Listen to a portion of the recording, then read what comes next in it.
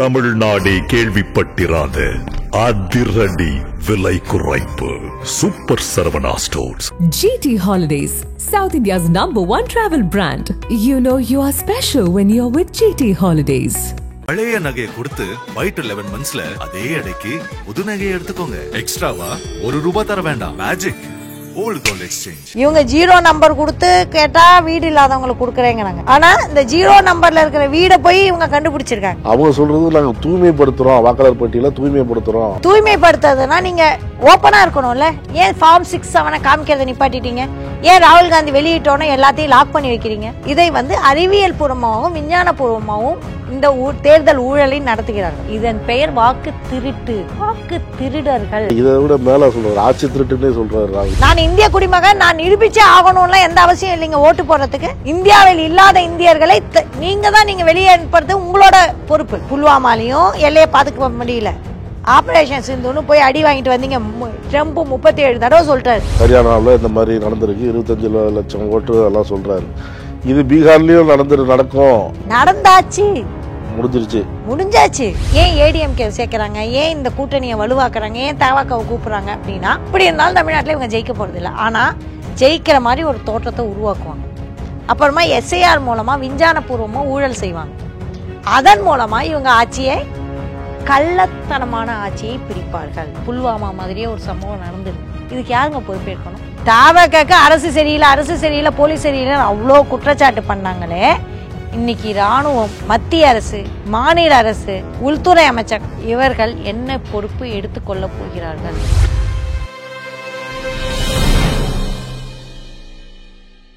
நக்கீரன் நேயர்களுக்கு வணக்கம். இன்று நம்முடன் கருத்துக்களை பகிர்ந்து கொள்ள இணைந்திருக்கிறார் கர்நாடக காங்கிரசின் சக்தி அபியானின் கிருத்தியாதரன் அவர்கள். வணக்கம்.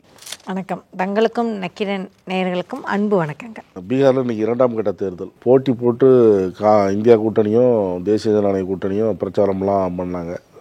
மோடி, அமித்ஷா களத்தில் இறங்கி தொடர்ந்து பிரச்சாரம்.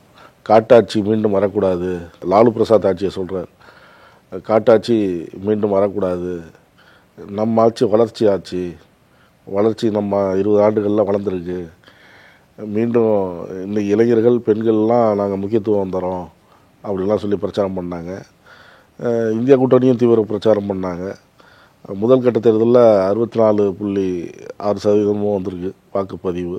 இன்றைக்கி 2ஆம் கட்ட தேர்தல் பரபரப்பாக போயிட்டுருக்கு. எப்படி பார்க்குறீங்க? காட்டாட்சி அந்த ஆட்சியெலாம் இருக்கட்டும், 20 வருஷமாக வளர்ச்சி இருந்தது அப்படின்னா ஏன் அவ்வளோ பேர் பீகார்லேருந்து மைக்ரேஷன் ஒர்க்கர் தென்னிந்தியாவுக்கு வரணும்? பெங்களூரில் நீங்கள் எந்த கடையில் பார்த்தாலும் 4ல் ஒருத்தர் வேலை செய்கிறவங்க பீகாரி தான் இருப்பாங்க. இங்கே தமிழ்நாட்டில் நீங்கள் யாரை வேணாலும் எடுத்து பாருங்கள், ஒரு 10 வட இந்தியர்கள்ட்ட பேசிப்பாங்க, அதில் 2-3 பீகாரியாவது இருப்பாங்க.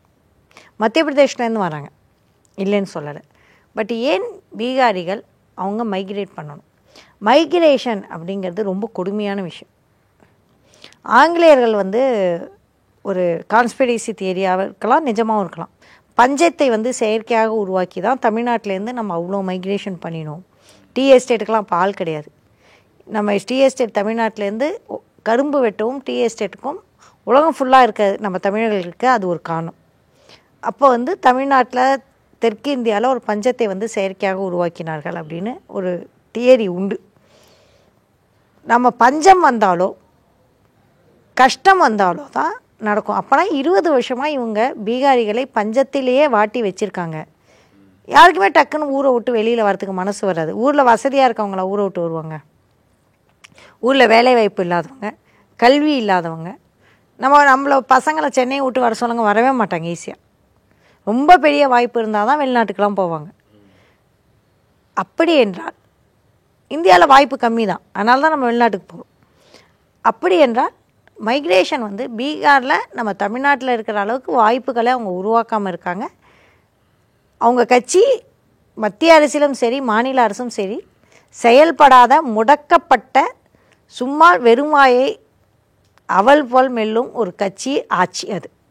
ஸோ அதை மக்கள் உணர்ந்துட்டாங்கன்னா பிரச்சனை இல்லை. எஸ்ஐஆர் பீகாரில் தான் முதல்ல நடத்துனாங்க. அதுக்கப்புறம் தான் இப்போ 12 மாநிலங்கள் சொல்கிறாங்க. இப்போ தமிழ்நாட்டில் நடக்குது. இப்போ அது வேண்டாம்னு சொல்லி இன்றைக்கி திமுக மற்றும் கூட்டணி கட்சிகள் ஆர்ப்பாட்டம்லாம் நடத்துது. எஸ்ஐஆருக்கு அப்புறம் நடத்தக்கூடிய தேர்தல் பீகார். நீங்கள் பீகாரில் தான் நடத்தினாங்கன்னு சொல்கிறீங்க, அவங்க பிரேசிலில் கூட நடத்தியிருக்காங்க எஸ்ஏஆர். பிரேசிலில் இருக்கிறவங்களுக்கு வந்து அவ்வளோ ஓட்டு கொடுத்துருக்காங்க. பிரேசிலில் இருக்கிற ஒரு மாடல் பெண்ணுக்கு அவ்வளோ ஓட்டு கொடுத்துருக்காங்க. எஸ்ஏஆர்னால் என்ன? ஓட்டு எலெக்ஷனோட கமிஷன் என்ன வேலை? ஒன்று ஓட்டு படிவம் வாங்கி மக்களை முக்கியமாக இந்திய அரசியலமைப்பை உறுதி செய்வது, ஓட்டுரிமையை காப்பாற்றுவது. அப்போ ஓட்டுரிமை எப்போ 18 வயசு ஆயிடுச்சோ எல்லாருக்குமான ஓட்டுரிமையை நிர்ணயம் செய்ய வாக்காளர்களை சேர்ப்பது. இதுதான் அடிப்படை விஷயம். திருத்துவது. அதான் அவங்க அதானே சொல்கிறாங்க, இறந்தவர்கள் இடம்பெயர்ந்தவர்கள் இதெல்லாம் வந்து சரி செய்யணும். அப்புறம் கழிப்பது. இது 3 தான். ஊடுருவல்காரர்கள் அதிகமாக இருக்கிறாங்க, அதை கழிக்கணுங்கிறாங்க அவங்க. ஊடுருவல்காரர்கள்னால் யார்? அது அப்புறமா நான் வரேன். ஆனால் இந்த 3 வேலை முக்கியமாக அவங்க செய்யணும். அம்பேத்கர் கான்ஸ்டியூஷனில் என்ன சொன்னார்? இப்போ நவம்பர் மாதம் 26ஆம் நாள் நம்மளுக்கு கான்ஸ்டியூஷன் டே வருது. பேச்சுக்கு பேச்சு அரசியலமைப்புன்னு சொன்னோம். அரசியலமைப்பு என்ன சொல்லுது? பெண்களுக்கு ஓட்டுரிமை அளித்த முதன்மையான நாடு நம்ம நாடு. ஓட்டுரிமையை உறுதி செய்வது தான் இவங்களுக்கு முக்கியம். ஓட்டுரிமையை நீக்குவது அப்படிங்கிறதெல்லாம் வந்து மிகப்பெரிய தவறு. என்ன அப்படின்னா, இன்றைக்கு இந்தியாவில் கிராமத்தில் படிப்பறிவு முதல்ல ஏற்றிட்டீங்களா? நீங்கள் எஸ்ஏஆர் கொடுக்குறீங்களே, முதல்ல நீங்கள் எஜுகேஷனை கொடுத்தீங்களா? முதல்ல பீகார்லேயும் உத்தரப்பிரதேஷ்லேயும் எந்த அளவுக்கு எஜுகேஷன் இருக்குது? எத்தனை பேருக்கு படிவத்தை நிரப்ப தெரியும்? எத்தனை பேருக்கு ஓட்டுரிமையை நிர்ணயம் செய்யக்கூடிய விஷயங்களை கற்றுக்கொள்ள முடியும்? கல்வியை நீங்கள் சரி பண்ணின அப்புறம் தான் இதெல்லாம் நீங்கள் சரி பண்ணணும். கல்வியே நீங்கள் சரி பண்ணலை. நீங்கள் போய் ஒரு ஃபார்மை கொடுத்துட்டு வரீங்க சரி பண்ணுன்னு. எத்தனை பேருக்கு இந்த ஊரில் வந்து நீங்களே சொல்லுங்கள், நம்ம தாத்தா பாட்டிக்கு ஏதாவது பர்த் சர்டிஃபிகேட் இருக்குமா? அவங்களுக்கெல்லாம் இல்லை. நம்மளே என்ன பண்ணுவாங்க, காதால மூக்கத்தோடுன்னு சொல்லி நம்ம கவர்மெண்ட் ஸ்கூலில் சேர்த்துக்கிட்டது தான் நம்ம ஆளுங்க. எனக்கே பர்த் சர்டிஃபிகேட் இருக்கா இல்லையான்னு எனக்கே தெரியாது. எனக்கெல்லாம் எங்கள் வீட்டில் பர்த் சர்டிஃபிகேட் வாங்கின மாதிரி தெரியாது. உங்களுக்கு பர்த் சர்டிஃபிகேட் இருக்கா? இல்லை. இல்லை நீ இவங்க தான் அம்மா அப்பா நிரூபினா நீங்கள் எங்கே போய் நிரூபிப்பீங்க? எஸ்ஏஆர் என்ன சொல்லுது? இவங்களுக்கு நீ இந்த தாத்தா பாட்டிக்கு பிறந்தவங்களா, இவங்களுக்கு நீ அப்பா அம்மாவா பிறந்தவங்களா?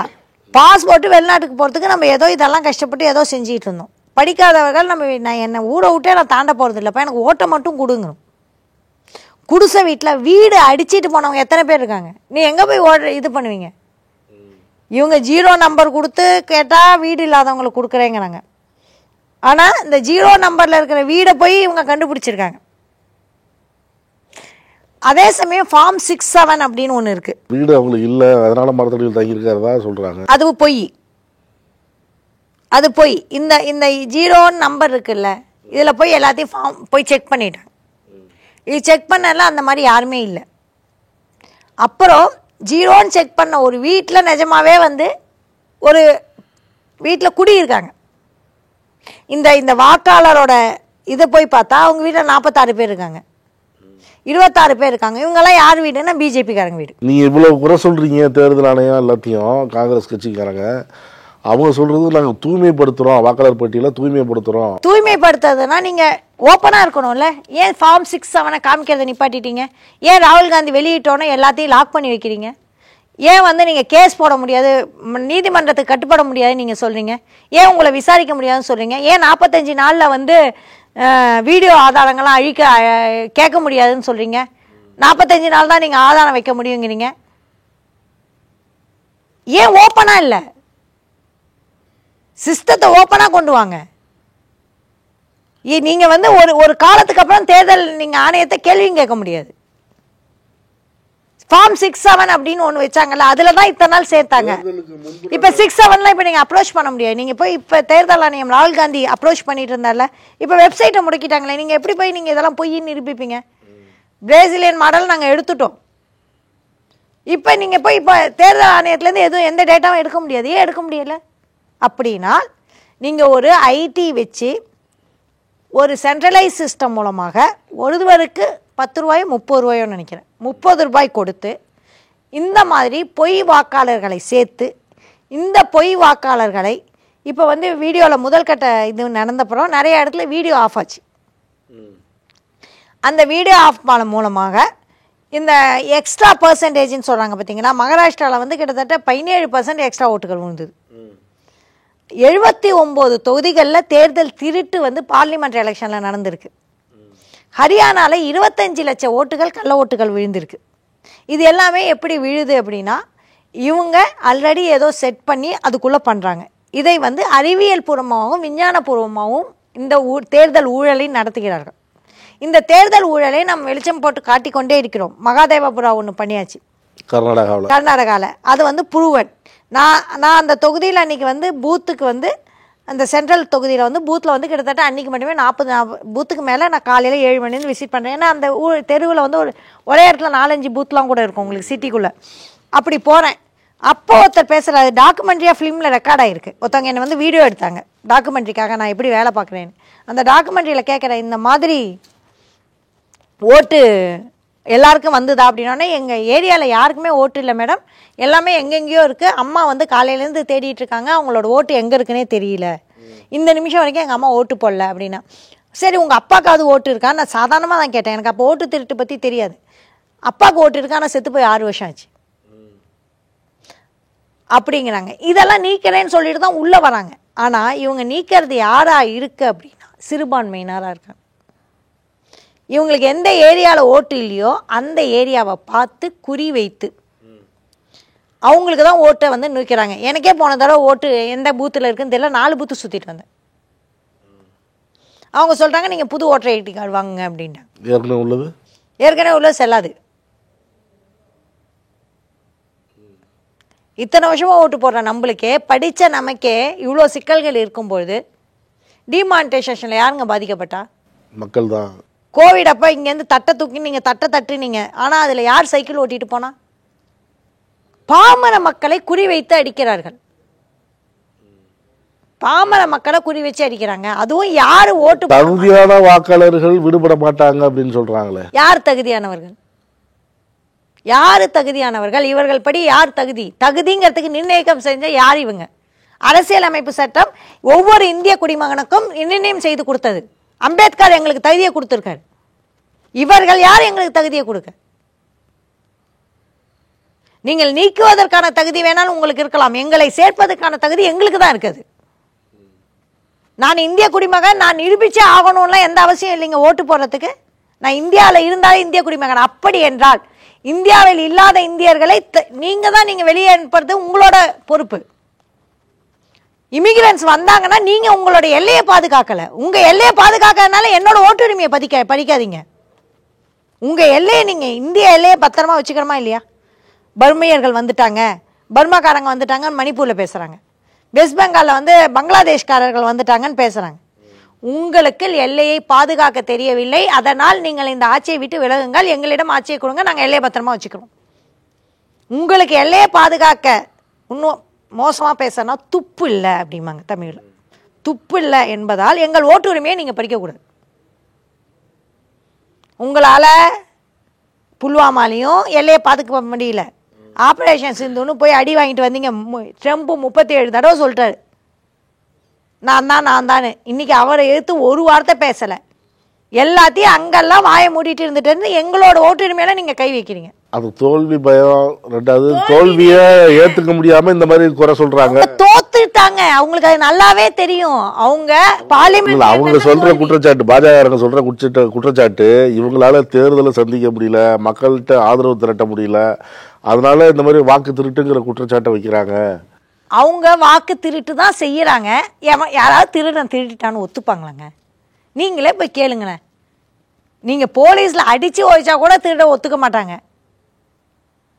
ரொம்ப ரொம்ப நியாயமா நீங்க கேட்குறீங்களா? நீங்க போய் நீங்க திருடிட்டீங்க சார், நீங்க திருப்பி கொடுங்க சார் அப்படின்னா எந்த திருடராவது ஒத்துப்பாங்க? இல்ல, வாக்கு திருட்டு, இதன் பெயர் வாக்கு திருட்டு, வாக்கு திருடர்கள். இதை விட மேல சொல்றாரு, ஆட்சி திருட்டுன்னே சொல்றாரு ராகுல். ஆமா, இல்லை இதை சொல்லலைங்க. போன வருஷம் ஜூலை 28ஆம் தேதி கட்டப்பிரபால ஒரு மீட்டிங் நடந்தது. அந்த மீட்டிங்கில் நானும் இருந்தேன். பர்கலா பிரபாகர் சொன்னார், ராகுல் காந்தி அழகாக சொல்கிறாரு, இது லெஜிட்டிமேட் கவர்மெண்ட் இல்லை அப்படின்னு சொல்கிறாரு. அதாவது நேர்மையான அது இல்லைன்னு. பர்கலா பிரபாகர் என்ன சொல்கிறாருன்னா, கள்ளத்தனமாக கொல்லைப்புற வழியாக வந்த அரசாங்கம் 79 தொகுதிகளில் அவர் திருடி இருக்கிறார்கள். அதற்கான ஆதாரத்தை ஜூலை 28 வெளியிட்டுட்டாங்க. காங்கிரஸே லேட்டுமோ, சிவிக் சொசைட்டிலாம் முன்னாடியே செஞ்சுட்டாங்க. ஹரியானாவில் கடைசியாக சொன்னார்ல, பீகார் எலெக்ஷனுக்கு முதல் நாள் சொல்கிறார், ஹரியானாவில் இந்த மாதிரி நடந்திருக்கு, 25 லட்சம் ஓட்டு அதெல்லாம் சொல்கிறாரு. இது பீகார்லேயும் நடக்கும். நடந்தாச்சு, முடிஞ்சாச்சு. 25 லோட்டு. நாங்கள் ஹரியானாவில் தோக்கிறதுக்கு ஏங்க, ஹரியானாவில் வந்து விவசாய பேரணி எவ்வளோ பெருசு நடந்தது. எப்படி ஹரியானாவில் நம்ம தோக்க முடியும்? இவங்க என்னன்னா தோத்துடுவாங்கன்னு முதல்ல மீடியா மூலமாக பிம்பமாக உருவாக்குவாங்க, அப்புறம் கூட்டணி மூலமாக பிம்பத்தை உருவாக்குவாங்க. எப்படி பிம்பத்தை உருவாக்கினாலும் இவங்களுக்கு ஓட்டு விழாது. ஏன்னா மக்களோட ஆதரவு கிடையாது. மக்களோட ஆதரவு ராகுல் காந்திக்கு தான் இருக்குது. இப்போ என்ன சொல்கிறாங்க, ஏன் ஏடிஎம்கே சேர்க்குறாங்க, ஏன் இந்த கூட்டணியை வலுவாக்குறாங்க, ஏன் தவாக்காவை கூப்பிட்றாங்க அப்படின்னா, இவங்களுக்கு ஓட்டு எப்படி இருந்தாலும் தமிழ்நாட்டில் இவங்க ஜெயிக்க போகிறதில்ல, ஆனால் ஜெயிக்கிற மாதிரி ஒரு தோற்றத்தை உருவாக்குவாங்க. அப்புறமா எஸ்ஐஆர் மூலமாக விஞ்ஞானபூர்வமாக ஊழல் செய்வாங்க. அதன் மூலமாக இவங்க ஆட்சியை கள்ளத்தனமான ஆட்சியை பிடிப்பார்கள். அந்த கள்ள ஆட்சியில் அமர்ந்து கொண்டு திருப்பி அடுத்த தடவை அடுத்தவங்களை வர விடாமல் தொடர்ந்து கள்ள ஆட்சியில் தொடர்வார்கள். இதை தான் நம்ம 15 வருஷமாக பார்த்துட்ருக்கோம், 15 வருஷமாக அனுபவிச்சுட்ருக்கோம், 15 வருஷமாக பொய்யை நம்பிக்கிட்டே இருக்கும். உண்மையில் மக்களோட ஆதரவு அவங்களுக்கு இல்லை, நம்ம இருக்கிறதா நம்பிட்டு. நீங்கள் சொல்கிறீங்களே இப்போ இந்த எஸ்ஐஆரில் வந்து இவ்வளோ சிக்கல் இருக்குன்னு, இப்போ எடப்பாடி பழனிசாமி என்ன சொல்கிறாரு, அதை நாங்கள் வரவேற்கிறோங்கிற. ஏன்னா அவங்களுக்கு நல்லாவே தெரியும் பிஜேபி அதிமுக ஆதரவு ஓட்டுகளை எடுக்க போகிறதில்ல. திமுக ஆதரவான இடத்துல தான் எஸ்ஐஆரை கடுமையாக பின்பற்ற போகிறாங்க. இது முன்னாடியே திட்டமிட்டது. அவர் எப்படி வரவேற்காமல் இருப்பார்? இறந்தவர்கள் பேர் அமைச்சரே அங்கீகரிக்கப்பட்ட முதலமைச்சர் அவர். ஆக்சுவலி நம்ம ஊரில் யாருங்க, நீங்களே சொல்லுங்கள். நம்மளோட ராகுல் காந்தி வந்து திமுக முதலமைச்சர், திமுக கூட்டணிக்கு நீங்கள் தான், அதாவது இந்திய கூட்டணிக்கு நீங்கள் தான் தலைவர், நான் உங்களை அங்கீகரிச்சிட்டேன்னா நம்ம ஒத்துப்போமா?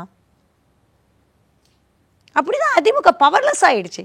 உள்துறை அமைச்சரே நான் அங்கீகரிச்சிட்டாங்கன்னு சொல்கிறாங்க. ஏங்க அவங்க வந்து இவங்களோட கூட்டணி இருக்கணும், இவங்க பவர்ஃபுல்லாக இருக்கிறவங்க, கிட்டத்தட்ட திமுகக்கு இணையாக வாக்கு வாங்கி வச்சுருக்கவங்க. ஆனால் இப்போ என்ன இப்படி ஆயிடுச்சுப்பாங்க நிலைமை.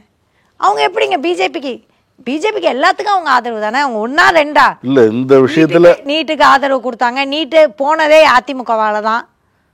அவங்க தான் இவங்களுக்கு ஓட்டு போட்டு அவங்கள மாற்றினாங்க. எல்லா விஷயத்துலையும் எந்த விஷயத்தில் அவங்க எடப்பாடி அவர்கள் ஆதரிக்கவில்லை. இந்த விஷயத்தில் இப்போ அவரே என்ன பேட்டி நேற்று கொடுக்கும்போது, தகுதியானவர்களுக்கு வாக்குரிமை இருக்கணும், தகுதி இல்லாதவர்களுக்கு அந்த வாக்காளர் பட்டியலில் அவங்க இருக்கக்கூடாது, நாங்கள் வந்து தகுதியானவர்கள் அந்த வாக்காளர் பட்டியலில் இருக்கிறதுக்கான உதவிகள்லாம் நாங்கள் செய்வோம் அப்படிலாம் சொல்கிறோம். என்ன உதவிகள் செஞ்சுருக்காங்க? திமுகவில் இப்போ இது பண்ணிட்டாங்க, ஓப்பன் பண்ணி அவங்க எல்லா உதவிகளும் செஞ்சிட்ருக்காங்க. அதிமுக ஓட்டும் போகும், அவருக்கு அதை பற்றி கவலை இல்லை. ஏன் அப்படின்னா அதிமுகவோட ஓட்டை இவர்கள் போக விடாமல் உள்ளடி சிஸ்டம் வச்சு, ஏன்னா இவங்க கையில் இருக்குது தேர்தல் ஆணையம். ஞானேஷ்குமார்னு ஒருத்தர் இருக்காரு, டிஎன் சேஷன் இருந்த இடங்க அது. இன்னைக்கு என்ன வேணாலும் பண்ணலாம். சண்டிகர் தேர்தலில் ஒரு விதமாக திருடினாங்க. இவங்க தேர்தல் வந்து ஒரே மெத்தடில் திருட மாட்டாங்க. சண்டிகர் தேர்தலில் ஒரு மாதிரி திருடினாங்க. இந்த தேர்தல் சூரத் என்னாச்சு? சூரத்தில் என்னாச்சுன்னா தேர்தலில் வந்து நம்ம எதிர்கட்சியை வந்து செல்லாதுன்ட்டாங்க. ஆளுங்கட்சியை மட்டும் உருவாக்கிட்டு சூரத்தில் முதல் எம்பியை கொண்டு வந்துட்டாங்க. முதல் எம்பி யாரு? சூரத்தில் தான். அதுவும் என்ன தேர்தல் திருட்டு. மகாராஷ்டிரா என்ன பண்ணாங்க? தேர்தல் திருட்டு. ஓட்டு எண்ணிக்கை அதிகரிச்சாங்க. ஒவ்வொரு இடத்துலையும் ஒவ்வொரு ஓட்டு அந்நியன் மாதிரி ஒவ்வொரு ஓட்டா ஒவ்வொரு இடமா ஓட்டு எண்ணிக்கை அங்கீகரிச்சாங்க. எல்லாத்துக்கும் ஆதாரங்கள் இருக்குங்க, எல்லாத்துக்கும் ஆதாரங்கள். பார்லிமெண்ட் எலெக்ஷன்ல என்ன பண்ணாங்க? இங்கே தமிழ்நாட்டில் 6% பார்லிமெண்ட் எலெக்ஷனில் ஓட்டு திருட்டு நடந்திருக்கு, முக்கியமாக கோயம்புத்தூர் போன்ற பகுதிகளில். அது தெரியுமா? மலையாள நடிகர் சுரேஷ் கோபி தொகுதியில் 86,000 ஓட்டுகள். இப்படி நவீன முறையில் விஞ்ஞான முறையில் ஒரு சென்ட்ரலைஸ்டு சிஸ்டம் வச்சுக்கிட்டு அதில் ஓட்டு மிஷின்லையும் செஞ்சு இவங்க எல்லா தகிடுத்தத்தங்களும் செய்து தாங்கள் ஆட்சியில் இருக்கும், மீடியாவும் கையில் வச்சுக்கிட்டு தாங்க நிஜமாவே ஜெயிச்சிட்டோன்னு இந்திய தேர்தலையே ஏமாத்திக்கிட்டு இருக்காங்க. இன்னைக்கு பிரேசில் அந்த மாடல் துப்புதுங்க நம்மளை பார்த்து. இந்திய தேர்தலில் ஏன் ஃபோட்டோ போட்டு வச்சுருக்காங்க ஓட்டலன்னு. ஓட்டர் லிஸ்ட்டில் போய் பிரேசிலியன் மாடல் ஃபோட்டோ போட்டு அவங்க பேர் சகானா, இது ஸ்வீட்டி பியூட்டின்னு பேரை வச்சு கேவலமாக இல்லையா? நம்மளுக்கு அசிங்கமாக இல்லையா? நீங்க சொன்ன அந்த சுரேஷ் கோபி தான் சொல்றாரு, இளைஞர்களுடைய ஆதரவும் பெண்களுடைய ஆதரவும் பாஜகவுக்கு அதிகமா இருக்கு. அந்த மாதிரி காமிக்கிறார்கள், காட்டுகிறார்கள். கூட்டணி மூலமாக, மீடியா மூலமாக, ப்ரொஜெக்ட் மூலமாக. ஏங்க ஒரு விஷயம் சொல்கிறேன், தாவாக்க பிரச்சனை நடந்து 41 பேர் நம்மளோட தமிழர்கள் உயிரிழந்தாங்க. அதை யார் தலையில் அந்த கணக்கை எழுதினாங்க? சிபிஐ மூலமாக. வந்தோடனே அவங்க பிஜேபியிலேருந்து ஒருத்தவங்க வந்தாங்களே, மணிப்பூருக்கு யாருமே போகல, இங்கே உடனே மறுநாளைக்கு வந்துட்டாங்க குழு. அந்த குழு என்ன பேசிச்சு? திமுக தான் காரணமாக இருக்கக்கூடும், நாங்கள் உடனே விசாரிக்கிறோம், சிபிஐ விசாரணைக்கு பண்ணுறோன்னு வந்தாங்க. அவங்க ஒன்றும் பண்ண முடியல, அது வேற விஷயம். அதே சமயம் புல்வாமா மாதிரியே ஒரு சம்பவம் நடந்திருக்கு. இதுக்கு யாருங்க பொறுப்பேற்கணும்? அதுவும் நாட்டில் மிக மிக மிக முக்கியமாக பாதுகாக்க வேண்டிய இடத்தில் இருக்க வேண்டியவங்க. தாவக அரசு சரியில்லை, போலீஸ் சரியில்லை அவ்வளோ குற்றச்சாட்டு பண்ணாங்களே. இன்னைக்கு இராணுவம், மத்திய அரசு, மாநில அரசு, உள்துறை அமைச்சகம், இவர்கள் என்ன பொறுப்பு எடுத்துக்கொள்ள போகிறார்கள்? இதே தமிழ்நாடு பிஜேபி அவங்கள ஏன் கேள்வி கேட்க மாட்டேங்குது? சொன்னாங்கல்ல, இவங்களை கேள்வி கேட்குறாங்களே, அந்த நாக்கு எங்கே போச்சு? இவங்களுக்கு ஒரு மாதிரி டேர்ன் ஆகும், நம்மளுக்குனா ஒரு மாதிரி டேர்ன் ஆகும். நீங்கள் அரசியல் செய்யுங்க, ஆனால் கேவலமான அரசியல் செய்யாதீங்க, கரெக்டாக செய்யுங்க அரசியலை. கருத்துக்களை பகிர்ந்ததற்கு நன்றி. வாய்ப்புக்கு நன்றியும் ரசிகர்களுக்கு அன்பு வணக்கம். நக்கீரன் டிவிக்கு சப்ஸ்கிரைப் செய்யுங்கள். உங்கள் ஆதரவே எங்கள் பலம். ஆசிரியர்களுக்கு நண்பனாகவும் மாணவர்களுக்கு ஆசானாகவும் திகழும் தேர்வு வழிகாட்டி. ஒவ்வொரு பாடத்திற்கும் அனுபவமிக்க ஆசிரியர்களின் துல்லியமான தெளிவான விடைகள். CNC இருக்கு, தேர்வு பயம் எதற்கு? இது தீரன் பப்ளிஷிங் ஹவுஸ் விற்பனை வெளியீடு.